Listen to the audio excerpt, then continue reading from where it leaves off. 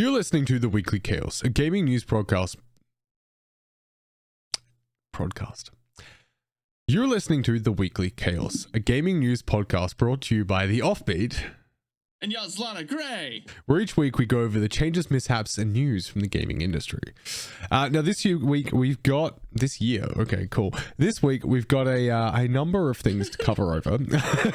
It's been a good start so far, but we've got to talk about Skull and Bones. We need to talk about Bungie. We really need to talk about Bungie. Bungie. Basically, Bungie, Ubisoft, and Nintendo is the highlights of everything we've got to cover. Realistically, it's just development company. That's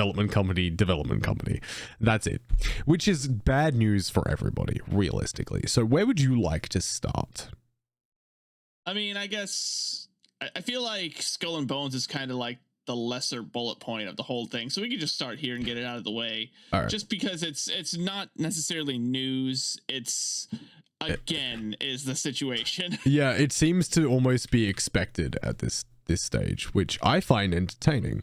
But honestly, I don't know much about the game as a concept. I've managed to miss the original announcement, which is in 2017, which is impressive. But by the sounds of it, this game has been pushed back literally every year since then. 6 times. Yeah, to my understanding, when Assassin's Creed Black Flag took the world by storm, Ubisoft was like, they like pirates, dudes. They like pirates. We should make a pirate game. And then, meanwhile, Sea of Thieves was also in production, which further stoked the flames of people wanting pirates. So pirate hype was at an all-time high. So like, yes, we should make a pirate game. We'll make a game that's all about ships and ship combat. And here's where we are. Yeah, okay. So like that, I mean, yeah, okay. So I want to know if they have, if they've had to push it out because they can't get pirate ships right or something, or if just because they've gotten, I don't know, something consistently getting confused. I mean, it looks like they've gone through 3 creative directors. And they did like was it a beta or an alpha release? They did a beta preview in August. So clearly they're making steps. So what exactly keeps holding them up? I just like the fact that it's like, hey, we played this preview in August and had a good time with it. So it's not even like the game isn't going well. So quite frankly, I don't know why it's getting delayed. It doesn't seem to make a whole lot of sense to someone on the outside looking in. We would need some sort of actual inside info that they're not providing, I feel. Yeah, clearly there's something that we as outsiders don't have information on that is pinnacle to the point here. But we may as well jump from Ubisoft to Ubisoft and talk about them using AI to generate Assassin's Creed art. Which, given the what do you call it, the environment that we're in and the way the world's kind of going when it comes to AI and whether it's okay to use AI and things like that, what the fuck were they thinking is my primary question here. Right, given that they just had massive strikes for people for AI writing and that kind of stuff, amongst other stuff, but that was in there, and we've had all kinds of AI issues for the last year since it became more mainstream. What were they thinking, and why does it kind of look like Aladdin? I also like the fact that true to the form of AI art, it doesn't quite do what they want it to. Like the guy in the background there holding a pistol grip as a knife. Is that what that is? I saw it, but I'm trying to get to the actual post so I can zoom in on the picture a little bit. It's literally like a pistol grip. Holy shit. Yeah, right. So they tried to use AI art and it did not go well. Did they not consider just hiring an artist? Would that have been that hard? Oh crap, hold up, sorry, closing 1,000 things at once. That's a sneak preview for later. Was it really that hard? Here. Like, I don't know. It's... I'm not okay with the propensity to use AI in place of that is becoming more and more prevalent. I don't understand why it's become such a feature, but I also am very much not happy with the fact that it's become such a feature. And I mean, Ubisoft's not helping. In the same vein of that, do we have the article for the final that I shared? Yes, I reckon I do. Yeah, there. It's loading. There we go.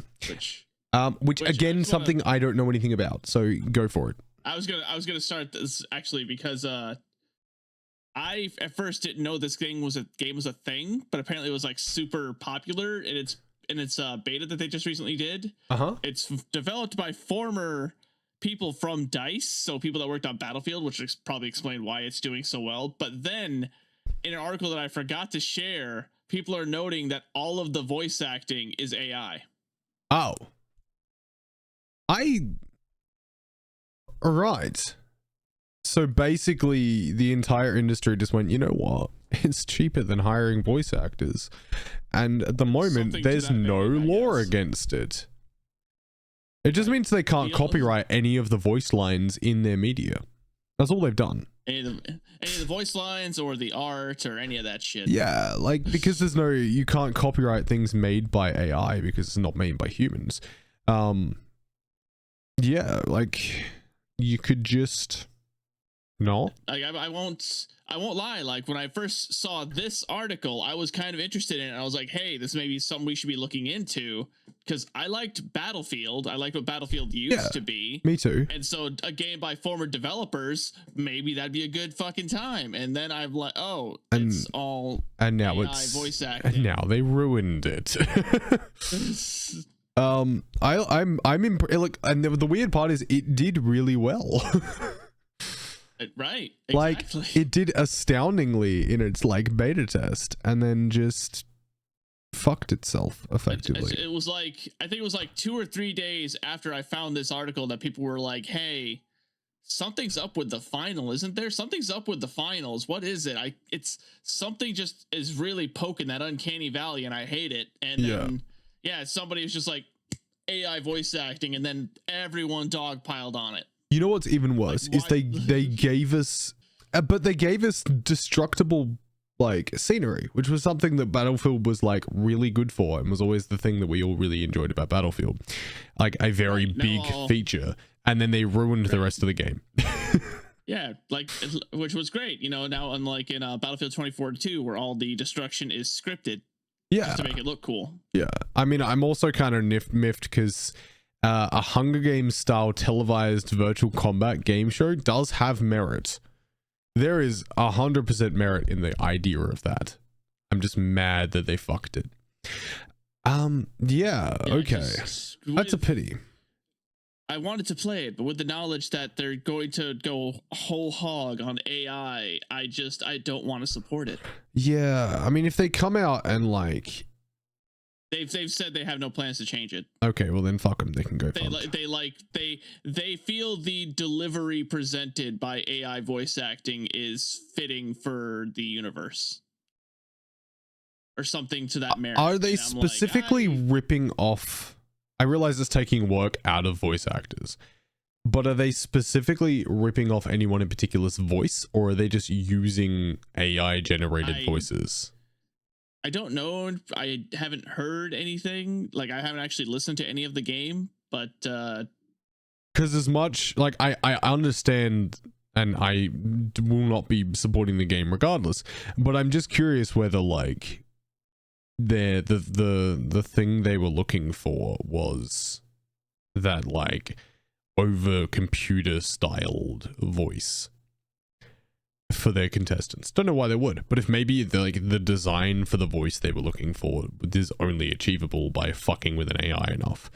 I don't know. Realistically, you could achieve it with a voice actor that's well enough, but then you'd have to pay them a lot. I mean, I feel like it could be easily achieved with a voice actor and a synthesizer, but you know. Yeah, me too. It's really unfortunate because it comes out tomorrow on my birthday too. Oh. Yeah, sucks to suck. All right, we're gonna skip Bungie for a second. I'm going to come back to Bungie. I haven't forgotten about you. We're going to talk about Overwatch. Again. Because Overwatch. Fucking stop. Because I don't remember if we actually brought it up, or we did briefly. We brought up the Diablo pack in Overwatch, the skin pack, which was, what was it, $44 US? $40, yes. $40 US, which was an obscene price tag for a skin pack. However, now they've given us this K-pop skin pack for $68, roughly speaking. Which, yeah, you like that image? I made that image where it makes the two things together. I very much like this image. Thank you. It was a very useful infographic. My only downside was the fact that when I first loaded it, it loaded like this, and I was like, I can't see what that is. But yes, right. I just kind of like threw this together real quick to basically be like, here's the article and here's the bullet point that tells the price. Yeah, so I'm literally just gonna leave this up on the screen because it covers the information we need. But yeah, basically they've grabbed a K-pop set of skins and gave them an interaction as a group, if I recall. Yeah, they have a choreographed dance as performed by the K-pop group, where the 5 characters displayed, let's see if I can remember them. I haven't played Overwatch in years. Sombra, Tracer, Diva, Brigitte, and fuck, that's the new healer, Kiriko. All are dressed like the individual K-pop stars and do their dance for $68. For $68, that's ridiculous. That's literally the entire coverage I have on that. It's just fucking stop, because you're not achieving anything. But the problem is it's a free-to-play game, and as you said the other day, it's rising through the charts. So we can. Since this pack launched, the Overwatch 2 has been back in Steam's top seller list, which for a free-to-play game implies that they're selling content, like DLC content, which means that this fucking bundle is probably selling like hotcakes, and it's disgusting. Yeah. Because I know with the Diablo bundle, we literally were like, Jesus Christ, that's almost the cost of a video game. And this now is. We're here. This is legitimately the cost of a video game. And they're being told that, yes, they can do this. And it's not even adding content. Like, it's adding visual content, but it's not adding story. It's not adding gameplay modes. It's not adding weapons. It's not adding... what are things that we used to get from DLCs before they all became cosmetic? It's not giving you an extra chapter in the campaign. It's just this. Yeah, back before everything was cosmetic, and only cost like $20 at most. I feel like there's a part where we need to blame Fortnite for this, and I don't really want to right now, because that means openly admitting that I spend too much money on Fortnite. I don't want to do that right now. Yeah, no. Somebody set the bar. Unfortunately, and it's just someone else decided they would just take the bar and just javelin it into the sky at this point. They take the bar, snap it into little pieces with a string, and then jump rope with it. I don't fucking know. But this is ridiculous. Speaking of ridiculous, why was there ever a game on the Nintendo eShop called Need for Spirit Drink and Drive Simulator? This is a wonderful question that I unfortunately do not have the answer to. I understand why it was removed. Well, absolutely. For all intents and purposes, it should have never been in the first place. That's the problem. A, why was it there? And B, who designed it? Also, I kind of want to play it. Not like on stream or anything. I kind of just want to play it just because I'm curious as to why in this imagery down here it looks like the wheels are just falling off this car. Oh yeah, it's the rear tires are not as in the car as the front tires are. Yeah, and which is an odd choice of suspension. I do like how in the bullet points presented at the top of the article, it mentions that the game itself is you are a professional driver struggling with alcoholism, delivering alcohol to parties. I heard delivering alcohol to parties. Everything before that, my headphones were out. Well, I figured I was just delivering information. Yeah, that's cool. I'll catch up at that point. I'll catch up on it afterwards. No, it was. I was just. I was referencing the bullet points at the top of the article, which mentioned one of which mentions the overall theme of the game, point of the game, the story, which is to deliver alcoholism. Yeah. Are delivering alcohol as a professional driver battling alcoholism. Yeah, which I assume means that you are, trying to get this alcohol to hopefully age appropriate parties. Fingers crossed. And also struggling with whether or not to sample your wares. I'm sorry, I didn't read that dot point. The main reason it was removed because it was mistakenly rated 3+, not 16+ or 18+, as is required for alcohol, drug, and tobacco usage. 3+. Oh, good. So little Timmy is sitting there with his parents' Switch, playing Drink Driving Simulator, going, whee! I'm not surprised it got removed. He'll get the alcohol to the party people. It'll be fine. Yeah, yeah, okay. Bring him the silly juice and watch him fall down. Yeah, the silly juice, definitely. I'm just trying to imagine, like, how would you manage to get that listed as 3+? Speaking of games that require the label of Y that are also for 3+, what is Dreamlight Valley doing? A wonderful question. Because we've been watching, like, I mean, obviously, Val plays a lot of Dreamlight Valley, or played a lot of Dreamlight Valley, before they started to just release more and more paid stuff, whilst also promising it was going free to play, and then just continuing to fuck itself. Oh, absolutely. Like, yeah. I grow increasingly concerned over the premise that this thing, which was originally marketed, sorry. You're good. I clearly should have done some vocal warm-ups. How now, brown cow? How now, brown cow? Oh, you want to try again? I just think it's interesting how this game that came into the ether with the promise of eventually going free to play, but having paid early access, which isn't unheard of. Fortnite did the same thing. Dead Drop's doing the same thing at the moment.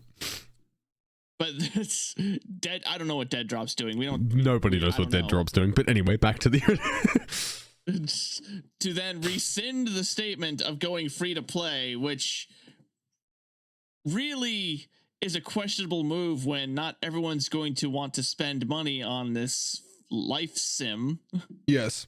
And at the same time still cost expansion, like still put prices on expansions and extras content. Yeah, like you should get the choice to do one or the other. You can either make your DLCs cost money and make your base game free and not have those DLCs technically interfere with your gameplay, or you charge for the game and you just give them updates with maybe the occasional like very cheap DLC for like a very specific thing.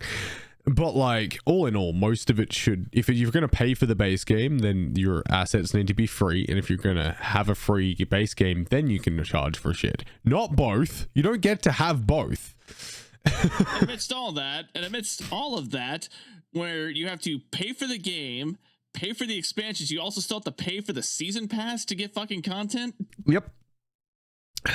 Yep, sure is. So at this point, the fuck even is the point of the game? It's just at this point it literally just sounds like a means with which to have children exploit their parents for money for you. Yeah, it's literally just to prey on the Disney adults and the children with parents that have money, which is very unfortunate. I don't have this Mickey Mouse, Dad. Yeah, and look, I just have the birthday mouse. Give me the Christmas one. Yeah, I don't have Disney money. Nobody has Disney money. Who do they think? Who do they think has Disney money in this day and age? We're talking about the same company that launched Disney Plus and then was like, yeah, just share your password around. We don't give a shit. And then turned around 6 months later and was like, nah, we're going to crack down on password sharing. No, we're talking about the company that said that launched Disney Plus and then did a split partnership with Hulu, and then just recently said, you know, we're just gonna buy out the rest of Hulu. Fuck them. Yeah, look, Disney has done a lot of weird things in the last like 3 years that have raised a lot of questions. They also just raised their like Disney Plus subscription price, whilst also like diminishing a lot of things. So clearly they figured out the Netflix thing. Is that like if people are what do you call it? If people are password sharing, then you get less money. I don't know. It's a weird system, and I'm not entirely sure that Disney knows what it's doing with Dreamlight Valley at this point.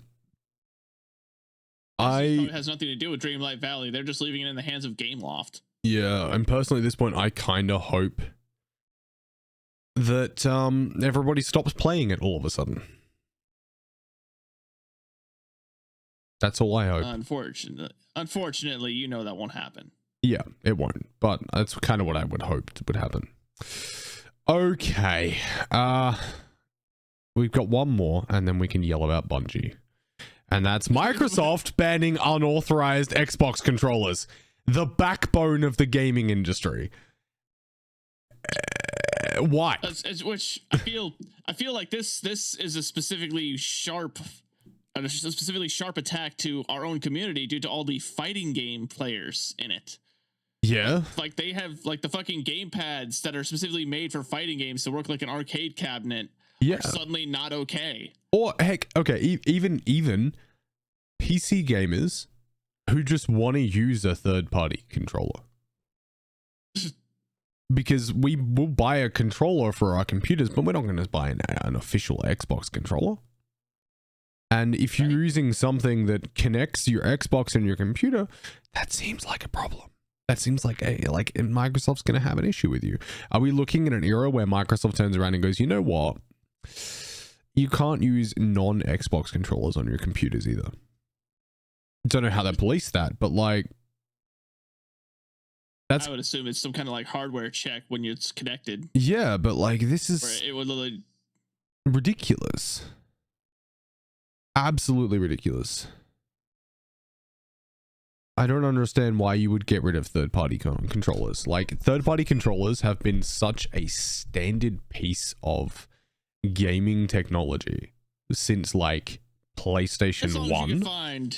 As long as you can find a trusted manufacturer, because not all third-party controllers are created equal, let's be honest. Agreed, 100%. But like, it's been such a basis of like anything since realistically like the PlayStation controllers that like, because I don't remember there being third-party Nintendo 64 controllers, but I'm sure they existed. Probably somewhere. Like I honestly, I wonder if a third-party controller existed for the N64 that didn't turn it into a fucking Trident. imagine the only third-party controller for the N64, and it's just not like it's an NES controller but with an extra toggle. It's just got more buttons. Yeah, but it's like it's easier to grip. Yeah, that's all it'd be. No, just put the joystick on the back where the Z button is. You just put the joystick on the back and the Z button like here somewhere, so you can like push up for Z and toggle with your finger, and you're done. To this day, I'm not entirely certain how I was supposed to hold an N64 controller, because I would hold it with the right handle and the middle, and then use the left handle if I needed to use the D-pad. I don't know if that was correct, but I'm like, I don't know. I don't have three hands. I think that's exactly how you were meant to hold it, was depending on the game you were playing. You either held the middle or you held the left. It was such an odd design. Yeah, it was dog shit. I'm not gonna lie. But yeah, banning unauthorized controllers and accessories. Does that mean you can't use like a Turtle Beach headset? You've got to use an Xbox one, or like a keyboard. Yeah, like where's the line here? That's concerning. Okay. Should we move on to the big topic? Yeah. Okay. Let's go ahead and do it. Okay. Let's just whip out the Bungie what the fuck. Yeah. Okay. Bungie. Oh, Bungie. What the actual shit are you doing? That's my primary question here. I'm just going to get all of these Bungie articles and just lay them out over the top of each other. Just the headlines, because honestly, the headlines tell you enough. We can just kind of coast around and discuss the overall, because like all the topics technically are connected. Correct. There you go. Would you like to start us off? Yeah, so it seems that Bungie's not doing great. Bungie has lost, I believe the numbers were a 44% revenue. Yeah, 45% apparently. 45%. Okay, so yeah. Resulting in, oh yeah, it's like right there at the fucking. Yeah, article. It's the middle one. In them cutting 8% of their staff. 8% of the staff, which is like I think 100 people. Yeah, so 8% of that is 8 people, which at least works out as a nice round number. Which ultimately results in them needing to push back some of their larger releases, like the hyped up remake of Marathon, which Lord knows the whole world went fucking crazy when that was announced. But then, yeah, 100%. Like I was keen for Marathon. The big DLC expansion finale for the original story of Destiny, which has been in existence since the first Destiny, has also been pushed back. And on top of all of this, what they blame is player retention. Yeah, you guys are the reason that Bungie's not making any money. Not that Bungie fucked up the last like 2 DLCs, and honestly, every Bungie player I've met has said they were terrible. It's that players aren't spending money. How dare you not spend money on this game? Nobody's playing our game. Nobody wants to be in our game, so we aren't making money and we have to cut people. We're sorry. Which, to my understanding, God, I can't remember his name. I should have shared the article. They cut the composer who's been with Bungie for 25 years. Salvatore, I think his name was. He's been there. So. He's been there since the original Halo. I would like that guy to turn around and be like, "Oh, by the way, while you cut me off, I copyrighted all my songs. Have fun." So, he's literally been he's been with the company as a composer since the original Halo.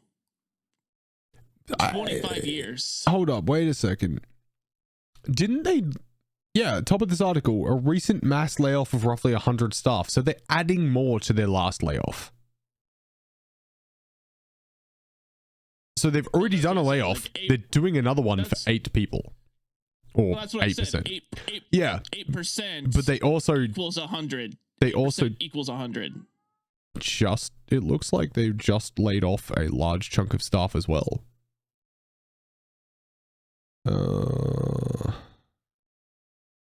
Let me have a look. You literally just jumped right back to the other article. Yeah, I just realized that. The other thing that was made rather. Yeah, no, it's the 8% equals 100 people. Gotcha. That's what it is. So they have a staff of roughly, I don't know, 18,000. Just shy of 1,000. No, it'd be higher than that. 8% of 8% to equal 100. You've got to add an extra like 2 zeros. I guess. Anyway, but on top of that, they also gave them like a day's notice from what I've heard from like other creators that I've spoken to about the Bungie issues, and they did it on like the 30th of the month. And in most places, your like work-based healthcare covers until the end of the month. So these people just didn't have their benefits literally from like the day they were fired, effectively. Like they were given a day and then all of their like workplace benefits were just cut. So basically Bungie was like, let's find the shittiest day to do this and then tell them at the end of the day so they don't get any benefits. Right. So, and I know we have some Destiny fans in the community, and I am sorry to shits all over Bungie amidst them as such blasphemy, but I can only hope that they themselves understand how fucking horrible this is. I've specifically spoken to a lot of the Destiny fans in our circle. In fact, they were the ones that put me onto this before you did. And they were like, what the fuck is Destiny doing? And then they spilled what their take on stuff was and what they'd seen so far. And then you and I were talking about it, and I was like, this is ridiculous. And you were like, this is ridiculous. Yeah, so like they are very aware of just how fucked the entire situation is, and very concerned as to what's going to happen with the rest of like Destiny exactly, because this can't bode well. You keep cutting people, eventually you run out of staff and just have to start cutting the game itself. So yeah, and a sheer and an absolute reveal that even the most veteran status of members isn't safe is fucking horrifying. Yeah, that's. But at the same time, I wonder if that's a decision made to cut someone who's been around for so long because you're trying to cut some of the higher earners to drop your like spending. That could be part of it. You're not. It 100% could be part of it. Which in turn is not smart because you're also cutting talent. You're cutting people who have been with your company for so long that they probably work with you to such a seamless degree that you're literally setting yourself back decades in terms of getting that same level of quality. Oh, for sure. It's a terrible fucking system, but clearly it's the system they've decided to go with. So there's not much more we can do. I'm not even going to say don't play Destiny 2. Fuck, play Destiny 2 for the people left so they get to keep their jobs. But fucking right. Like, save the developers. Play Destiny, please. But yeah, I don't know. Like, Destiny's done some, Bungie specifically has done some weird things. And look, I think at this point they've only really got themselves and their last couple expansions to blame. So it's really sad because I've been a huge like Bungie fan for a majority of my life since the early days of Halo.